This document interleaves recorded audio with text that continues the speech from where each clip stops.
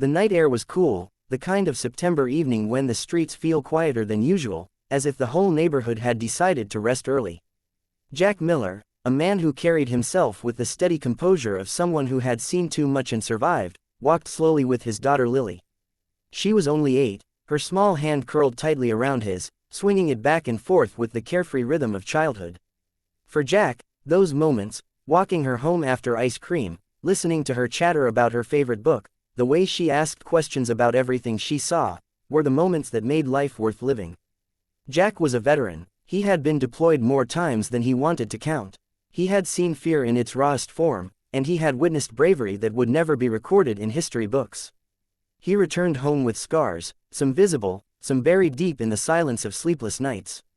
And yet, the greatest challenge of his life was not the battlefield, it was raising Lily alone after her mother passed away when Lily was only a toddler.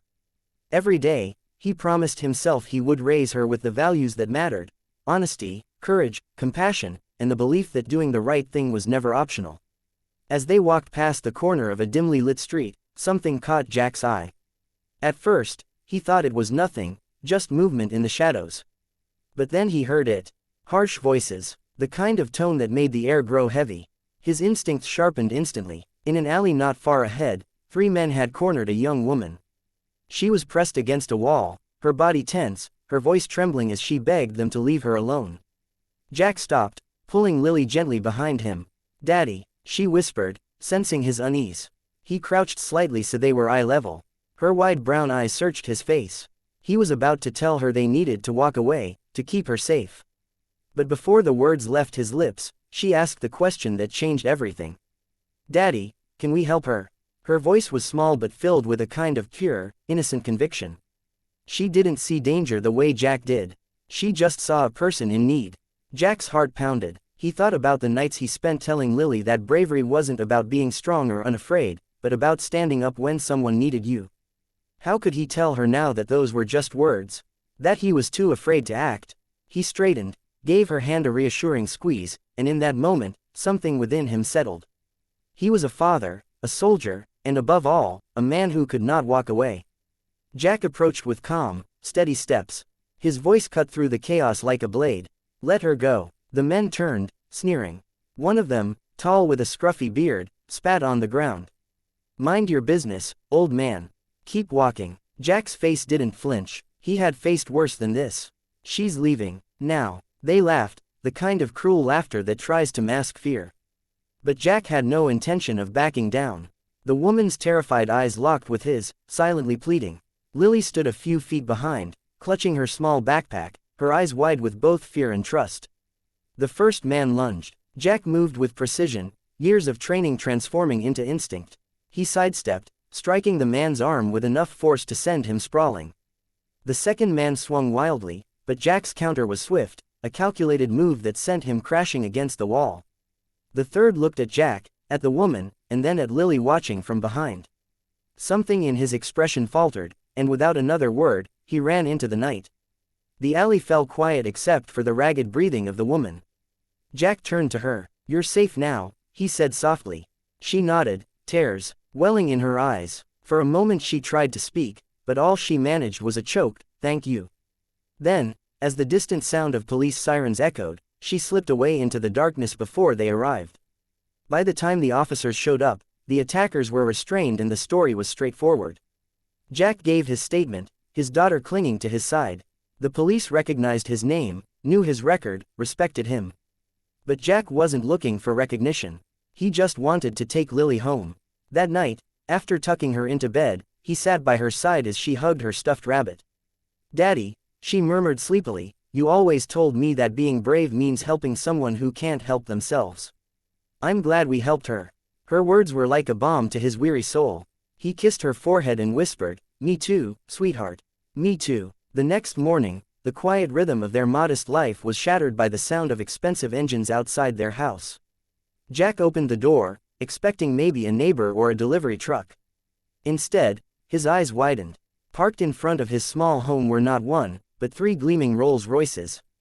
Their polished exteriors caught the morning sun, casting a surreal glow across the street.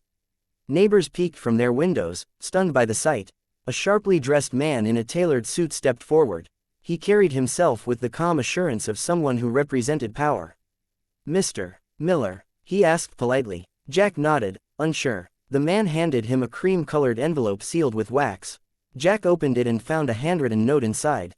The words made his chest tighten. For a man who acted without hesitation, without thought of reward. "You saved someone who means the world to me, my daughter. Please accept these tokens of gratitude." Jack blinked, struggling to process. The woman from last night, she wasn't just anyone. She was the daughter of a wealthy philanthropist, a man whose name carried weight in boardrooms and charities alike. The suited man continued, explaining in measured tones. "These cars are symbolic, Mr. Miller. Each represents a gift in your honor. One has been sold to establish a fully funded scholarship for your daughter's future. Another supports the local Veterans Center. The third is a donation to create a program for single parents, because your story deserves to inspire others." Jack felt his throat tighten. He had expected nothing, had wanted nothing. He had acted because it was right, because his daughter asked him to, because he couldn't stand by. Now, here he was, standing on his porch, his life unexpectedly touched by generosity. Lily ran to the door, peeking around her father. "Daddy, why are there so many cars?" she asked, her voice filled with wonder. Jack knelt beside her, pulling her close. His voice was steady, though his eyes shimmered with unspoken emotion. "Because, sweetheart, sometimes when you do the right thing, life gives you blessings you never expect."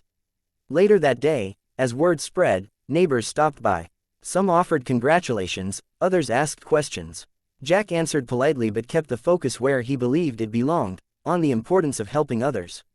"I didn't do anything special," he told a curious neighbor. "I just did what anyone should do if they had the chance." But deep down, Jack knew that wasn't entirely true. Many people might have walked away. He could have walked away. The difference was Lily's voice, her small, unwavering question, "Daddy, can we help her?"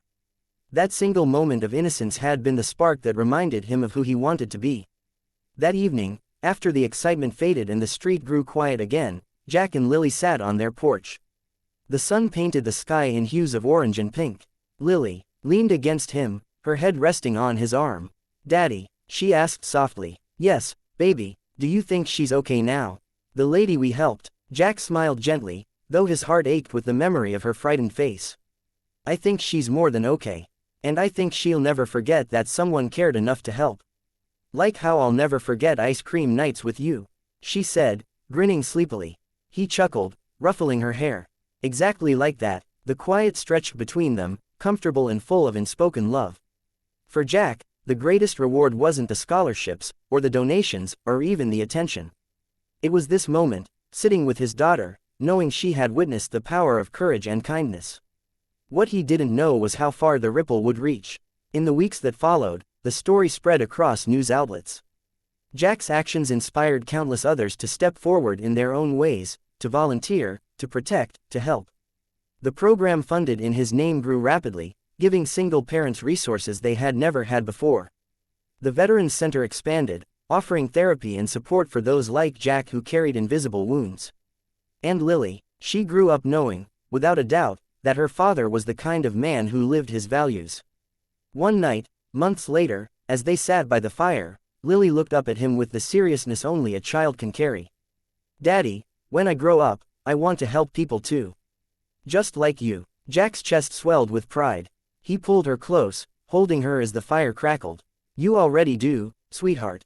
You already do." And so, the story of a single dad, a veteran, and his little girl became more than just a memory. It became a reminder, to everyone who heard it, that true strength lies not in power or wealth, but in compassion. That sometimes the smallest voices ask the biggest questions, and that one act of selflessness can echo louder than we ever imagine. For Jack Miller, life went on much as it always had, modest, quiet, filled with bedtime stories and laughter. But he carried with him the unshakable knowledge that courage and kindness could change the world. He didn't need the Rolls-Royces parked on his street to prove it. He just needed to look into his daughter's eyes, where he saw every reason he had ever needed to do the right thing. And somewhere, out in the wide and unpredictable world, the woman he saved carried his act of bravery like a shield. She knew she had been spared not just by a soldier's strength, but by a father's love, and a little girl's simple, powerful question. Sometimes, Jack thought, blessings don't come when you're looking for them. They come when you least expect them, in the quiet moments, in the choices you make because they're right, not because there's something to gain. And those blessings, once they arrive, have a way of touching lives far beyond your own. And so the story ended where it began, with a father and his daughter walking hand in hand, the world around them uncertain but their bond unbreakable, carrying forward the truth that kindness, no matter how small, can change everything. Do you want me to add more descriptive detail and dialogue so it naturally stretches into a spoken narration pace of about 10 to 12 minutes closer to 2200-2500 words, or should I keep this around 2000 as it is?